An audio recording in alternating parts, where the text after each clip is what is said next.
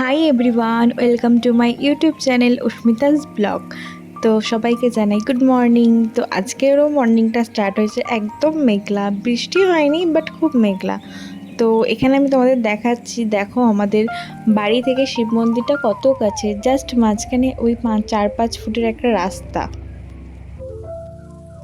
তো বাড়িতে এখন মা চলে এসেছে, আমার আর কোনো চাপ নেই। তো আমি এখানে সকাল সকাল মায়ের রান্না করতে যে সবজিপাতি লাগবে, তো সেই সবজিগুলো আমি কেটে দিচ্ছিলাম। তো মা গেছে এখন পুজো করতে। তো এখানে আমার সকালবেলা শুধু এইটুকুই ডিউটি থাকে, সবজিপাতি কেটে দেওয়া। বাকি বাদ সব কিছু মা আর বাবা মিলেই করে নেয়। তো আজকে হচ্ছে একদম একটা সিম্পল মেনু, খাসির মাংস আর ভাত। তো যাদের কাছে খাসির মাংস খুব প্রিয়, তো তাদের কাছে আর কিছুই লাগে না, এই খাসির মাংস আর ভাত আর একটা লেবু হলেই হয়ে যায়। আর আমাদের চারজনেরই খাসির মাংস খুব প্রিয়। তো তারপর আমি সকালে লেবু জলই খাই, তারপর আর কিছু খাই না। মাকে সবজিপাতি কেটে দেওয়ার পর আমি এই দুটো বিস্কুট আর কখনো মন হলে ছাতুর শরবত খাই প্রচণ্ড গরম পড়লে। তো আজকে তো তেমন আর গরম ছিল না, ছাতুর শরবত বানাইনি, তো শুধু এই দুটো বিস্কুটই খেলাম। সকালের খাওয়ার পর আমি চলে এসেছি এখানে আমার বিছানাটা গোছাতে। সকালে আমি ওই মুড়ি আর বড়া খেয়েছিলাম, ডালের বড়া, ওটা আমার খুব ভালো লেগে, তাই বাবাকে মাঝে মাঝে বলি ওই ডালের বড়া আনতে। তো সেটা তোমাদের দেখানো হয়নি। তো আমি এখানে আমার বিছানাটা গুছিয়ে নিচ্ছিলাম, আর ঘরে যেটুকু গোছানো আছে সেটুকু গুছিয়ে নিচ্ছিলাম। বাকি বাদ কাজ তো ঘর মোছা, ঘর ঝাড় দেওয়া, এগুলো তো কাজের দিদি করে চলে গেছে।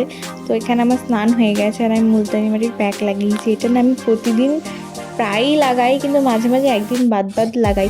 এটা লাগাতে আমার খুব ভালো লাগে। আর আমার তো তোমাদেরকে বলেছি অ্যাকনে প্রন স্কিন ছিল, তো এই মুলতানি মাটির প্যাক লাগিয়ে আমার অনেকটা অ্যাকনে প্রন কমে গেছে। মানে এখন তো আর হয়ই না অ্যাকনে বলতে গেলে, ওই ছোটো ছোটো দানার মতো হতো, এখন ওই স্কিন কেয়ার না করলে মাঝে সাথে এক আধটা দানা ওঠে। তো তারপর এই যে একটা কাপড়ের মধ্যে আমি না বরফ নিই, বরফ ঘষতে যে আমার মুখে কী ভালো লাগে। আমার ওই বরফে মুখ ডোবানোর থেকে এই বরফ ঘষতে ভীষণ ভালো লাগে। মানে মুখটা একদম ঠান্ডা আর গালগুলো একদম লাল হয়ে যায়, তো ওটা না ভীষণ ভালো লাগে। তোমাদেরকে তো বলেইছিলাম মা ছিল না, মা গেছে দীঘায়। আর দীঘা থেকে দেখো আমার জন্য কি সুন্দর সুন্দর জিনিস এনেছে, দুটো কুর্তি এনেছে, দুটো ইয়াররিংস আর এই ব্রেসলেটটা। এই ব্রেসলেটটা যে কি সুন্দর, আমি যখন লং ড্রেস পরবো তার সাথে পরবো আর তোমাদেরকেও দেখাবো। তো এখন আমি এটাকে খুলে নষ্ট করছি না।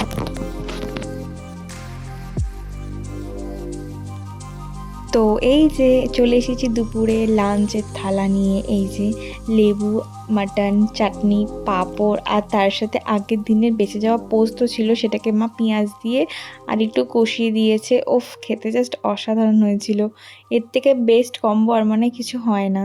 তো এই যে এখন বিকাল ওই 5টা মতো বাজে, আর দেখো আকাশ একদম ঘনিয়ে কালো করে এসছে আর এত বিদ্যুৎ চমকাচ্ছে। তো তারই মাঝে আমার খেতে ইচ্ছা করলো পাঁপড় ভাজা। তো ঘরে সাপুর পাঁপড় ছিল, আর এটা কি আলুর পাঁপড় না কি ছিল, তো ওটা নিয়ে চলে এসেছি খেতে। তো ব্লগটা আবার স্টার্ট করলাম স্কিন কেয়ার করার পরে, মানে একদম রাতে। তো আমি এখানে বসে বসে আমার খাটের পাশে যে বক্সটা আছে সেটা ভালো করে গোছাচ্ছি। আগে কি অবস্থায় ছিল সেটা তোমাদের আর দেখানো হয়নি, তো গোছানো হয়ে গেলে আমি তোমাদের একদম লাস্টে দেখাবো যে আমি কত ভালো করে গুছিয়েছি। তো এই যে আমি একদম আমার বিছানাটা আর বক্সটা ভালো মতো গুছিয়ে নিয়েছি। তো এই ছিল আজকের ব্লগ, টাটা।